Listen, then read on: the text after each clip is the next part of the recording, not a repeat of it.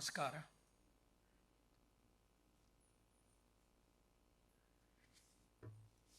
नर्मदा साहित्य मंथन में हम सभी सम्मिलित हुए हैं, एक अलग सा विचार लेकर, एक संकल्पना लेकर। जैसे कि पेंढारकर जी बता रहे थे कि पिछले अनेक वर्ष 5 वर्षों से अलग अलग विषयों पर मंथन हो रहा है और आज का विषय है, यानी आज, कल और परसों, वो भारत उदय। इस भारत उदय को लेकर आप सभी यहाँ पधारे हुए महानुभाव इस पर मंथन करेंगे। आज के इस उद्घाटन सत्र में मैं जिन महानुभावों के साथ मंच साझा कर रहा हूँ, ऐसे आचार्य मिथिलेश शरण नंदिनी जी, डॉक्टर पूर्णेंदु सक्सेना जी, जो माननीय क्षेत्र संघचालक हैं मध्य क्षेत्र के,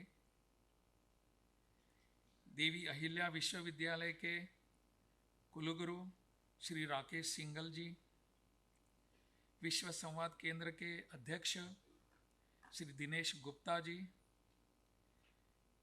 इस नर्मदा साहित्य सम्मेलन के संयोजक, साहित्य मंथन के सम्मेलन नहीं, श्री श्रीरंग पेंढारकर जी, अन्य सभी उपस्थित महानुभाव, माता भगिनी और भाइयों।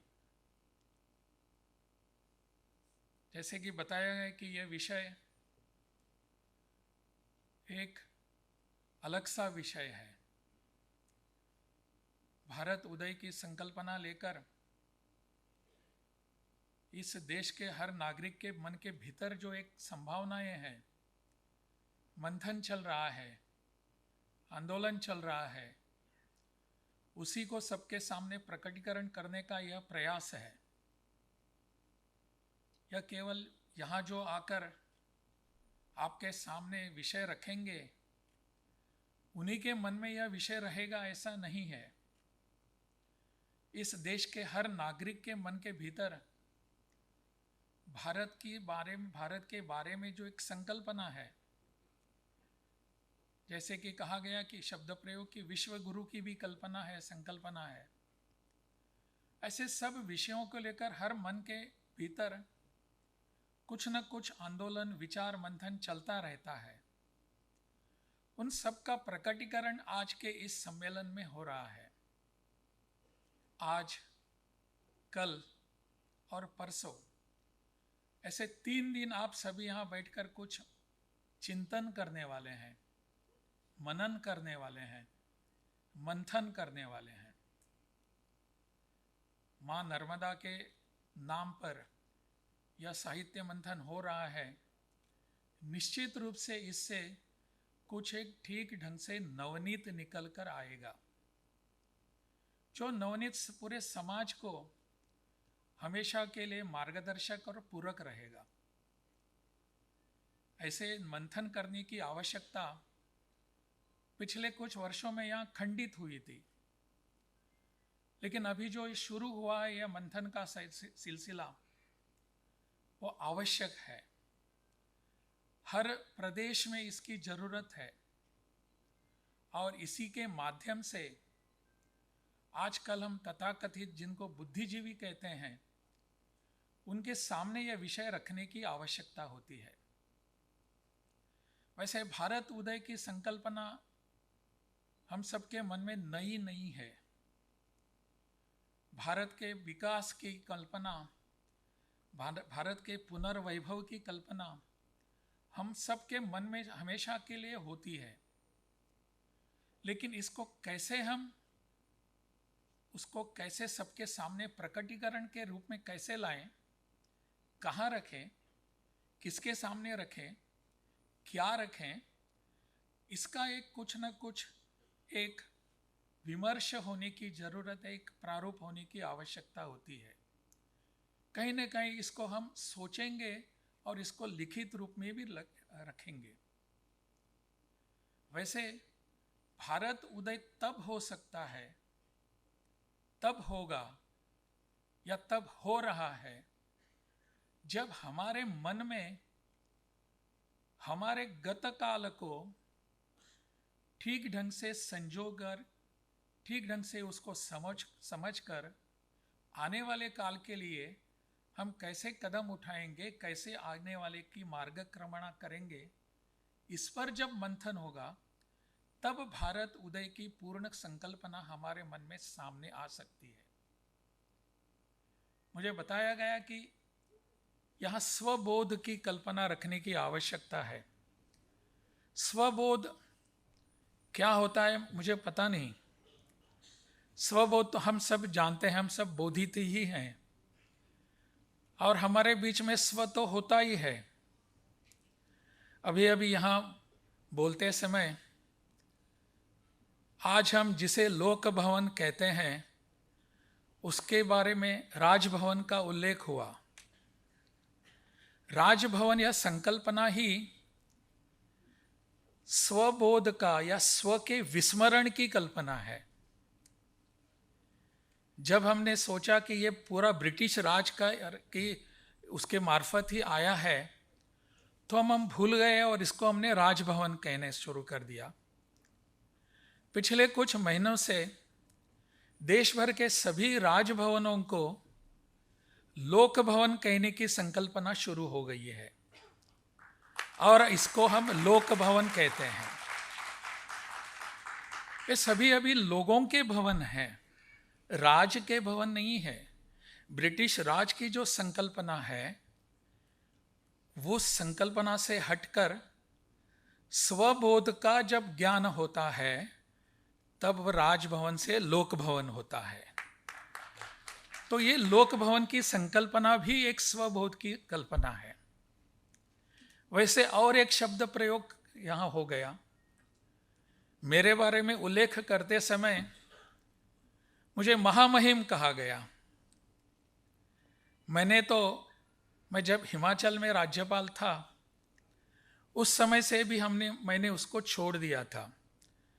महामहिम मत कहिए, हम तो लोगों के बीच जाने वाले लोग हैं, उनके साथ रहने वाले हैं, विमर्श करने वाले हैं। आवश्यक है, इस पद की गरिमा रखने के लिए आवश्यक है तो माननीय राज्यपाल इतना ही कहिए। महामहिम हम कहाँ से आए हैं? हम तो यहीं के सामान्य नागरिक हैं, साधारण नागरिक हैं। तो सामान्य रूप से ही हम सबको जीना चाहिए। ये भी एक स्वबोध का प्रकटीकरण है। हम महामहिम नहीं हैं।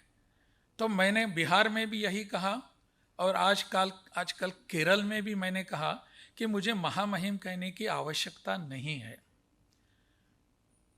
केवल माननीय राज्यपाल कहा तो काफ़ी होता है, पर्याप्त होता है। हमारे बीच आप सब तो विद्वान लोग हैं और इसीलिए मैं यहाँ बैठे हुए सभी लोग और आप सब के सामने बोलने का साहस कर रहा हूँ।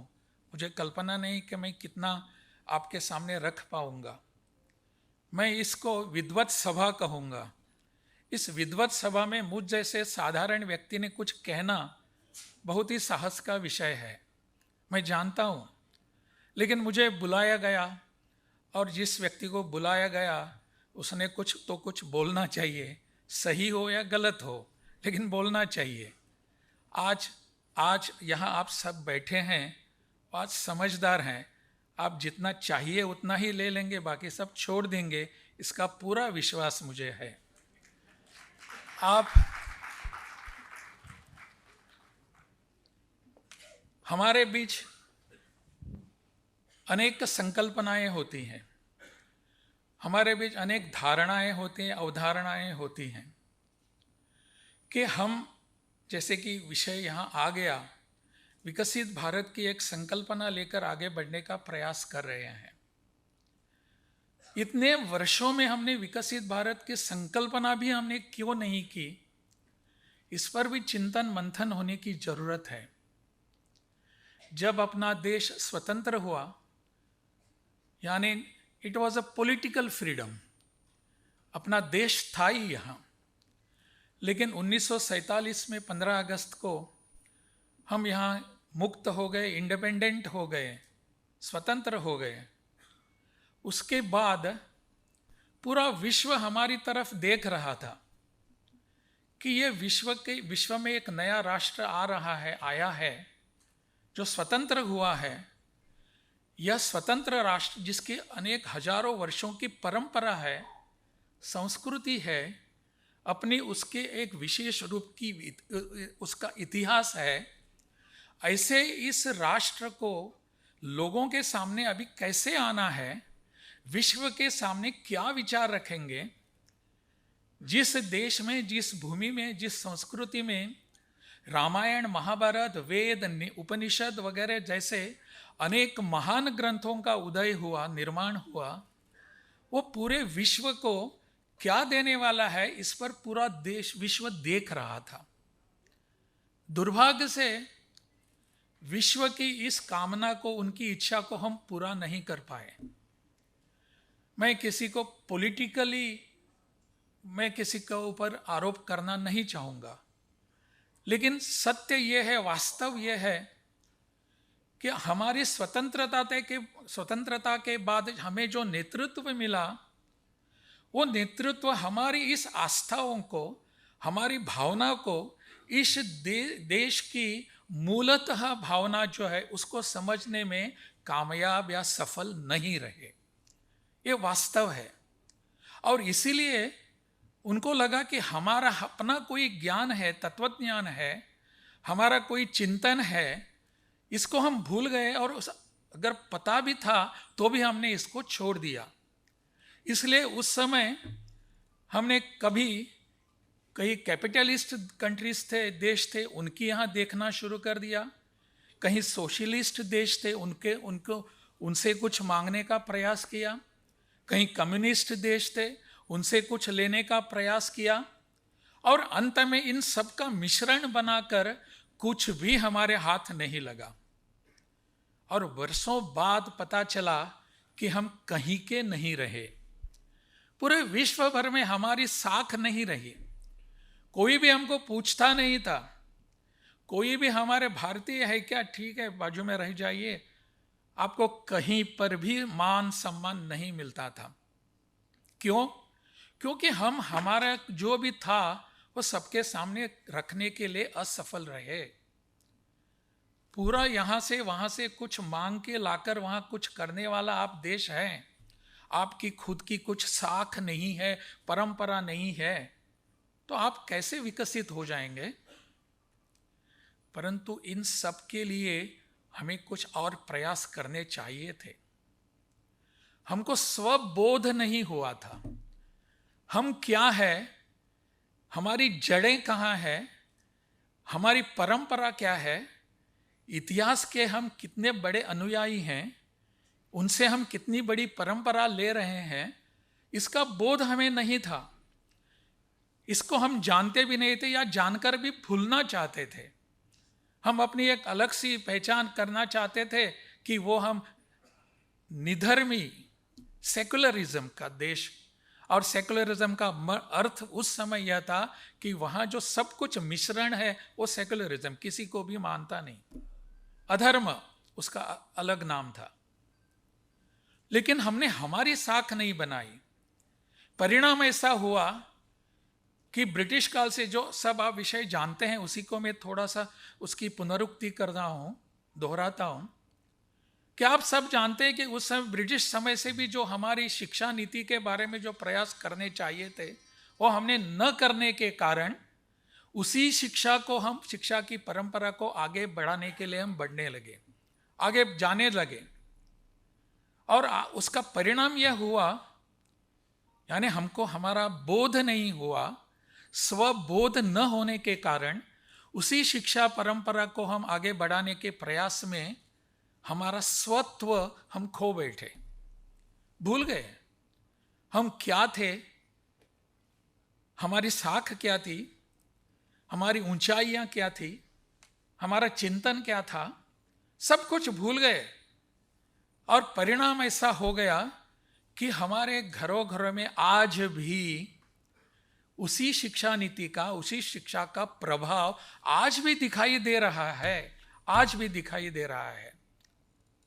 स्वबोध न होने के कारण हमारा इतिहास हम भूल गए, हमारी परंपरा हम भूल गए, हमारी संस्कृति भूल गए, हमारी भाषा को भूल गए और धीरे धीरे हमारे देश को भी भूल गए। तो हमारे देश के ऊपर अगर कोई आक्रमण करता है तो हमें कोई चिंता नहीं होती, हमें मन के भीतर कुछ दुख नहीं होता। क्यों? कि हाँ, अरे बाहर से लोग आए हुए हैं, सभी एक ही हैं। हमारा ऐसा कुछ अस्तित्व बताने के लिए हमारे भीतर जो कुछ होना चाहिए था भाव, उस भाव को ही हमने धीरे धीरे हटा दिया। स्वदेश गया, स्वभाषा गई, स्व संस्कृति गई, स्व इतिहास गया, स्व परंपरा गई। ये सब हमारा नष्ट होने लगा। परिणामतः हमारे परिवारों में भी इसका प्रादुर्भाव होने लगा। हम आने लगे, उसमें भीतर आ गए। ये सब स्व न होना हमारे बीच में आ गया और जो भी विदेशी परंपराएं हैं वो हमको अच्छी लगने लगी। एक छोटा सा उदाहरण मैं दे रहा हूं आपको। अगर किसी के घर में ऐसा हो रहा है तो बुरा नहीं मानना, कृपया मुझे संभल के लेना। आज हम सब यहां बैठे हुए हैं, हमारी परंपरा, हमारी शिक्षा, हमारी संस्कृति भूलने के कारण हम कितने विदेशों के ऊपर निर्भर हो गए हैं, विदेशी परंपराओं के ऊपर निर्भर हो गए हैं। पुराने जमाने में हमारे घर में माँ होती थी, बाबा होते थे, आई होती थी और ऐसे कुछ, मुझे पता नहीं हिंदी में, इतना मैं हिंदी नहीं बोल पाता हूँ। आत्या होती थी, फूफा या बुआ वगैरह, ऐसे सब कुछ होते थे। भाई बहन होते थे, चाचा होते थे। आज हमारे घर में स्वबोध का, स्व का विस्मरण होने के कारण हमारे घर में मम्मी है, माँ नहीं है। हमारे घर में पप्पा है, बाबा नहीं है, पिताजी नहीं है। हमारे घर में आंटी है, हमारे घर में अंकल है। कहाँ गए हमारे परंपराओं के वो सब रिश्तेदार? कहाँ गए हमारे सब वो रिश्ते वाले? हमारी फूफा कहाँ गई, बुआ कहाँ गई, हमारे चचेरे भाई कहाँ गए, कजिन ब्रदर्स आ गए हमारे घर में, कहाँ से आ गए ये सब? स्वबोध का, स्व का विस्मरण का ये बहुत बड़ा एक परिणाम हमारे परिवार में हुआ है। हमारे अनेक परिवारों में हमें पता भी नहीं ये कहाँ से आ गया, कैसे आ गया, हमको पता भी नहीं है। लेकिन मेरे घर में माँ के बदले मम्मी आ गई है। मेरे घर में अभी पप्पा आ गए हैं, डैडी आ गए हैं, बाबा नहीं है मेरे घर में। कहाँ गए, क्यों गए? स्वबोध का विस्मरण जो होता है, स्व का विस्मरण जो होता है, इसका यह परिणाम है। हमें पता भी नहीं चलता। ऐसे अनेक सारे उदाहरण हमारे सामने आते हैं, ऐसे अनेक सारे विषय जिनके हमारे सामने जो आते हैं, जिनको देखकर हम चिंतित हो जाते हैं। इस चिंता का भी यह विषय है कि हम क्या कर पा रहे हैं। इसीलिए स्वबोध का आवश्यक जरूरी ये है कि हमारे बीच हमको खुद को ही समझने की आवश्यकता है। स्वयं को ही हम समझ पाएंगे, तब जाकर ध्यान में आएगा कि हमारे घर में क्या क्या आया है। हाँ, हो सकता है यह कारण और भी एक है कि हमारे घर में टीवी आए हैं, हमारे घर में सिनेमा के प्रदूषण आ गए हैं। ठीक है, हो सकता है, लेकिन हमारे घर में हम भी तो हैं, हमारे घर में मैं भी तो हूं। मैं इस सब आचरण को बदल सकता हूं, आज भी हम कर सकते हैं। मुझे लगता है इसके ऊपर ध्यान देने की आवश्यकता आज है, कल देर हो जाएगी। आज हमको ये सब करने की आवश्यकता है। क्या मैं घर में इस वातावरण को फिर से बदल पाऊंगा? क्यों नहीं? अगर हम वहां से यहां आ सकते हैं तो यहां से फिर यहां क्यों नहीं जा सकते? जाएंगे। यह स्वबोध जो होना है वह आवश्यक है, स्वभाषा का आवश्यक है। हम आपस में जब मिलते हैं, मैंने एक प्रदेश में जब गया, खास करके मैं बिहार में था, तो बिहार से मैं जब बाहर जाता था और दो बिहारी जब दिल्ली में मिलते थे, दिल्ली में कुछ कामों के लिए बहुत बार जाना होता था, तो आपस में अंग्रेजी में बात करते थे। मैंने कहा ऐसी क्या बात है, आप दोनों को हिंदी आती है या आप दोनों को वहाँ की भोजपुरी आती है, तो आप क्यों अपनी भाषा में बात नहीं करते? मैथिली में बात करिए, आती है ना तो फिर करिए ना, किसने रोका है आपको? आप अंग्रेजी में बात क्यों करते हैं? स्वबोध का अभाव, यही कारण होता है इसका। ऐसे अनेक सारे उदाहरण हम दे सकते हैं। मेरा तो भाषण आज का सिर्फ उद्घाटन का सत्र है, इस पर मैं ज़्यादा बोल नहीं पाऊंगा और आता भी नहीं है, मेरी उतनी क्षमता भी नहीं है। परंतु स्वबोध का जब जागरण होता है तब हम अनेक बातों को कर सकते हैं, करना भी चाहिए। हमारे देश में आतंकवादी हमले होते रहते थे, अनेक बार हुए हैं, आज ही होते हैं। पूरी तरह हम सक्षम बन गए ऐसा नहीं है। आतंकवादी जो हमारे विरोधी शक्तियां हैं, वो बहुत बड़ी मात्रा में उनके साथ सभी साधन सुविधाएं हैं, उनका फंडिंग भी बहुत अलग अलग तरीक़ों से होता है, तो वो बहुत बार सक्षम भी होते हैं, नहीं ऐसा नहीं, लेकिन हमारी क्षमता भी बढ़ गई है। और इन सब आतंकवादी हमलों के बाद पहले का वातावरण क्या था? आतंकवादी हमला जब होता था, मुंबई में हमले हो गए और कहाँ दिल्ली में बॉम्ब ब्लास्ट हो गए, बिहार में बॉम्ब ब्लास्ट हो गए, तो हम सब क्या करते थे? हमारी प्रतिक्रिया क्या होती थी? हमारे मन में थोड़ी बहुत चिंता तो होती थी, लेकिन इस चिंता का प्रदर्शन हम कैसे करते थे? इसके लिए हमारी प्रतिक्रिया क्या होती थी? हम एक हाथ में मोमबत्ती जलाकर लेकर फिरते घूमते थे, यहाँ वहाँ जाते थे और मोमबत्ती लेकर शाम के समय एक मोमबत्ती लेकर वहाँ जाते थे और श्रद्धांजलि अर्पित करते थे और अपने घर वापस आ जाते थे। अभी भी हमले हो रहे हैं, नहीं ऐसा नहीं, कम मात्रा है लेकिन हो रहे हैं। लेकिन उसके बारे में हमारी प्रतिक्रिया क्या होती है? हमारी प्रतिक्रिया बालाकोट जैसा हो गया, उरी जैसा हो गया, पहलगाम में हो गया, और ऑपरेशन सिंदूर में आपने देखा, या पूरी इन सभी मैंने जिसका उल्लेख किया, इन सभी हमलों के बाद हमारी प्रतिक्रिया कैसी रही? हमारी प्रतिक्रिया कैसी रही देखेंगे आप तो जानेंगे, आप तो हैरान हो रहे जाएंगे कि पहलगाम का जो हमला हम पर हुआ, केवल उन 26 लोगों पर नहीं हुआ था, हम पर हुआ था, हम सब पर हुआ था। और जिस ढंग से हमारी सरकार ने इसके लिए रिएक्शन या प्रतिक्रिया दे दी, उसको देखेंगे आप। ऑपरेशन सिंदूर हो गया, ऑपरेशन सिंदूर के बाद हमने देखा कि हम मोमबत्ती लेकर घूम नहीं रहे हैं, उनको श्रद्धांजलि देने के लिए जगह जगह पर मोमबत्ती लेकर शाम को वहां अर्पित कर दिए और अपने अपने घर जाकर फिर से अपने काम में लग गए। ऐसा हमारा माहौल या वातावरण नहीं रहा। अब हमारे हाथ में मोमबत्ती के जगह हमारे हाथ में ब्रह्मोस आया है, ब्रह्मोस आया है। स्वबोध का जागरण जब होता है तब यह अंतर दिखाई देता है। हम अब मोमबत्ती लेकर नहीं घूमेंगे, हमारे हाथ में ब्रह्मोस है। इससे हम उत्तर देंगे। अभी स्वबोध का यह एक बहुत अच्छा उदाहरण है। हम क्या है यह हमको अभी पता चला है।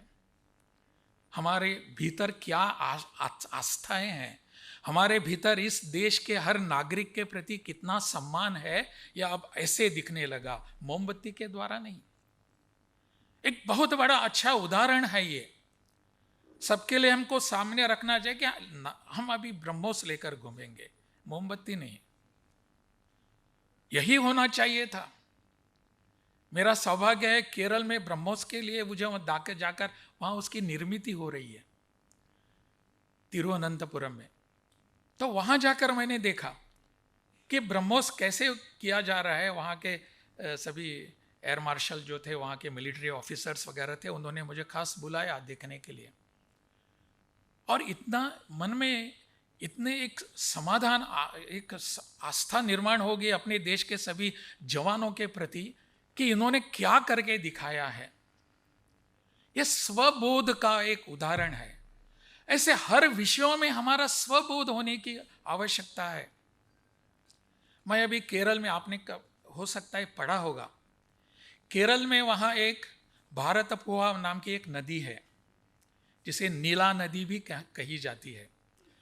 ऐसे लिखा, जब केरल की मलयालम भाषा में अगर लिखेंगे तो वो हम पढ़ेंगे तो हमको भारतपुहा ऐसा नहीं आता, भारतपुरम वैसा आता है, लेकिन भारतपुहा, पुड़ा पुड़ा, मुझे भी अभी ठीक ढंग से उच्चार नहीं आ रहे हैं। लेकिन वहाँ एक नदी है, उस नदी के तट पर कई वर्षों से वहाँ महामाघ मेला होता था। महामाघ, अभी माघ महीना चल रहा है, माघ मेला होता था। लेकिन 250 वर्ष पूर्व ब्रिटिश के लोगों ने और टीपू सुल्तान के कुछ लोगों ने, यानी मुझे लगता है उनके पिताजी ने भी, उनके पिता जो थे टीपू सुल्तान के, उन्होंने भी उसको बंद करवाया। वहाँ हिंदू आकर कुछ नहीं करेंगे, नहीं होगा। और वहाँ माघ मेला होता है, जैसा हमारा कुंभ मेला होता है, उस कुंभ मेला की तरह वहाँ नीला नदी में स्नान करना होता है। इस वर्ष स्वबोध का उदाहरण दे रहा हूं मैं। इस वर्ष 250 वर्षों के बाद पहली बार ये महामाघ मेला शुरू हो गया है, पहली बार हो गया है। और मेरा सौभाग्य यह रहा कि वहां जाकर मुझे ध्वजारोहण करने का अवसर मिला। मैंने उस मेले का प्रारंभ किया, उद्घाटन किया। कितनी बड़ी मात्रा में वहां लोग आ रहे हैं और मेरे पास इतने आवेदन आ रहे हैं कि हमको भी वहां जाना है। कहां से? ऋषिकेश से आवेदन आ रहे हैं। अभी ऋषिकेश से या वहां अपने एर्नाकुलम तक, वहां के लिए बहुत 2 स्पेशल ट्रेन छोड़नी पड़ी है कि हमको उस नदी में स्नान करना है। स्वजागरण का अर्थ यह होता है। हमारे देश में स्वबोध, स्वजागरण का अभी एक नया दौर शुरू हुआ है। इस सब को लेकर हमको आगे बढ़ने की आवश्यकता है। हम हर चीज में स्वबोध करने की आवश्यकता है। मैं पूरा इसका विवरण नहीं करूंगा, विश्लेषण नहीं करूंगा, कर भी नहीं पाऊंगा, परंतु हमारे परिवार से लेकर हमको इसकी शुरुआत करने की जरूरत होती है। और इसी के बाद जब हम स्व जागरण पूर्ण रूप से करेंगे, पूरे मेरे भीतर, मेरे परिवार के भीतर, मेरे समाज के भीतर, मेरे सभी पड़ोसियों के भीतर, तब जाकर यह देश सही मायने में, सही अर्थों में विकसित भारत बन जाएगा। नहीं तो विकसित भारत की कल्पना केवल आर्थिक रूप की कल्पना नहीं है, आर्थिक विकास की कल्पना नहीं है। विकसित भारत की कल्पना पूर्ण समग्र विकास की कल्पना है, समग्र विकास की कल्पना है। केवल हमारी आर्थिकी अच्छी हो गई, प्रधानमंत्री जी के मन में भी यह कल्पना नहीं है। वो हमेशा कहते हैं विकसित भारत की कल्पना जो है वो समाज के पूर्ण रूपेण विकास की कल्पना है, not only economic concept, not only economic concept. इसको हमने ध्यान में रखने की आवश्यकता है। और बहुत बार प्रश्न आता है कि विकसित भारत की कल्पना तो ठीक है, मोदी जी ने रखी है, हम क्या करेंगे इसमें? हम कहां से आएंगे, क्या करेंगे इसमें? हम क्या करेंगे? यानी विकसित भारत की कल्पना में हम नहीं जोड़ेंगे खुद को, केवल मोदी जी की कल्पना है वो करते रहेंगे। कहाँ यहाँ ट्रीटी करेंगे, वहाँ करार करेंगे, वहाँ ये करेंगे और विकसित भारत बन जाएगा 2047 में? ऐसा नहीं हो सकता। मेरा इसमें क्या योगदान रहेगा, इस पर ध्यान देने की आवश्यकता है। मुझे लगता है अगर हम खुद इसको उससे नहीं जोड़ेंगे तो ये नहीं हो सकता। और एक उदाहरण देता हूं, मैं ज़्यादा देर बोलूँगा नहीं। हमारे एक मित्र में करना ठीक नहीं, आपने सब प्रमोद महाजन जी का नाम सुना है। प्रमोद महाजन अपने देश के बहुत बड़े नेता थे।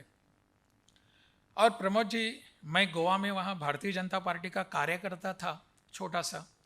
तो उस समय प्रमोद जी के पास गोवा का प्रभार था, आते थे, बहुत बार बैठना होता था। एक बार उन्होंने हमारे सामने, हम 4-5 लोग बैठे थे, तो कार्यकर्ताओं के सामने उन्होंने एक विषय रखा। छोटा सा विषय लगता था, लेकिन आज इसका कितना बड़ा अर्थ है आप समझ पाएंगे। उन्होंने कहा कि मैं न्यूयॉर्क में गया था, और न्यूयॉर्क में जाकर उस समय मैंने एक कॉफ़ी हाउस में गया, उनके साथ उनका एक मित्र था। दोनों साथ में गए, कॉफ़ी हाउस में गए। कॉफ़ी हाउस में जाकर कॉफ़ी मंगवाई, कॉफ़ी पी दोनों ने। और जाते समय, वहाँ से उठते समय पेमेंट जो करना था, प्रमोद जी कहते हैं कि मैंने मेरे जेब में हाथ डाला, और हाथ डालने के बाद मैंने मेरे उस समय 1000 रुपयों की नोट जो थी, भारतीय रुपयों की नोट, उसको मैंने वहाँ पेश किया, सब उनके सामने रखा। तो वहाँ का जो मैनेजर था कॉफ़ी हाउस का, उसने कहा, sorry sir, we don't accept rupees, we don't accept. Pramod ji कहने लगे, मेरा रुपया अमेरिका में चलता नहीं है, तो क्या कीमत है मेरे रुपये की? विदेशों में मेरा रुपया चलता नहीं है, क्या कीमत है? मैं पूरे हमारे देश में तो इतनी बड़े हमारे घपले भी होते हैं रुपयों को लेकर यहाँ, लेकिन हमारा रुपया वहाँ विदेश में चलता नहीं, वो ये सिर्फ एक कागज का टुकड़ा है। प्रमोद जी कहने लगे, मैं उस दिन की प्रतीक्षा में हूँ कि मैं फिर से न्यूयॉर्क में जाऊँगा, उसी कॉफ़ी हाउस में जाऊँगा, वहाँ से फिर से कॉफ़ी पीऊँगा, और कॉफ़ी पीने के बाद मैं उनको फिर से 1000 रुपयों की नोट दे दूंगा, और वो उसको स्वीकार करेगा उस देश के दिन पे। मेरे मित्रों, हमारे मन में उल्लास की बात आ रही है, बहुत आनंद हो रहा है, लेकिन इसके लिए हम सबको प्रयास करने होंगे। हमारी स्वदेशी की जो नीति है, आत्मनिर्भरता की नीति है, उसको लेकर अपनाकर हमको चलने की जरूरत है, आवश्यकता है। अगर मेरे जेब में अगर पेन है, वो पेन पूरी तरह भारत में बना हुआ मुझे चाहिए। मेरा रिस्ट वॉच अगर यहाँ मनगट में उसको बांधा हुआ है, वो पूरी तरह भारतीय ही होना चाहिए। Be vocal for local. मैं विदेशी वस्तुओं को खरीद लूँगा, और मैं चाहूँगा कि मेरी इकोनॉमी पूरे विश्व भर में सबसे अव्वल बन जाए। कैसे हो पाएगा? विकसित भारत में यह योगदान मैं दे सकता हूँ। वेरी सिंपल, बहुत छोटी बात है, लेकिन मैं ये कर सकता हूँ। विकसित भारत की जो संकल्पना है, उसमें ऐसा मेरा योगदान हो सकता है कि भारत में बनी हुई चीज़ों का ही मैं प्रयोग करूँगा, उपयोग करूँगा। मेरी इकोनॉमी बढ़ेगी, विदेशों की लोगों की नहीं बढ़ेगी, मेरी इकोनॉमी बढ़ेगी। मुझे लगता है इस दिशा में हम सबको प्रयास करने की आवश्यकता है। अगर हम इससे जुड़ेंगे नहीं, तो बाकी सब मुझ जैसा यहाँ आएगा, भाषण करेगा, आप तालियां बजाएंगे, मैं भी खुश होकर जाऊँगा, मैंने कितना अच्छा भाषण करेगा, आप किया है, आप घर गए हैं, मैं भी घर जाऊँगा, भूल जाएंगे हम सब। नहीं, हमको संकल्प करने की जरूरत है, निश्चय करने की आवश्यकता है कि इससे हम सब जुड़ेंगे। मुझे और एक छोटा सा उदाहरण याद आ रहा है। मैं मुंबई में था कुछ वर्षों के लिए, संघ के काम के लिए, और वहाँ मेरे एक पत्रकार मित्र मेरे हो गए। पत्रकार मित्र ने मुझे एक किस्सा बताया। 1942 में जो स्वतंत्रता आंदोलन के लिए भारत छोड़ो का नारा दिया गया था, उस समय का वो प्रसंग है। उस समय मेरे पत्रकार मित्र, उसके पिताजी जो थे, वो पिताजी उसको बता रहे थे मेरे मित्र को कि कैसा माहौल था। पूरे सारे लोग रास्ते पर आ गए थे कि भारत छोड़ो, भारत क्विट इंडिया मूवमेंट चल रहा था, और सब ने अपने सब अपने किसी ने घरदार छोड़ा, किसी ने नौकरी छोड़ी, किसी ने अपना व्यवसाय छोड़ा, किसी ने पढ़ाई छोड़ दी और केवल भारत को यहाँ से स्वतंत्रता मिलने के लिए सब रास्ते पर आ गए थे। यह सब वर्णन मेरे मित्र के पिता मेरे मित्र को कर रहे थे। बीच में मेरे मित्र ने अपने पिताजी को रोका और कहा, बाबा, मराठी में बाबा कहते हैं, बाबा एक मुझे बताइए आप कि यह सब हो रहा था, सब लोग रास्ते पर थे, विदेशी वस्तुओं की होली हो रही थी, सब कुछ हो रहा था और उस समय आप कहां थे? तो पिताजी ने कहा, बेटा मैं मेरे घर में बैठा था और खिड़की से सब कुछ यह देख रहा था। मेरे मित्र ने कहा, बाबा मुझे शर्म आती है, आप मेरे बाबा हैं। इतना बड़ा माहौल था, देश की स्वतंत्रता का विषय था, यहाँ से ब्रिटिशों को भगाने का विषय था और सब लोग बाहर आकर वंदे मातरम और भारत माता की जय के नारे दे रहे थे। उस समय आप घर में बैठकर खिड़की से सब कुछ देख रहे थे, आप उसमें शामिल नहीं थे। आने वाले पीढ़ी में विकसित भारत का जब सपना होगा तो हमारे बच्चों ने हमको ऐसे प्रश्न नहीं करने चाहिए।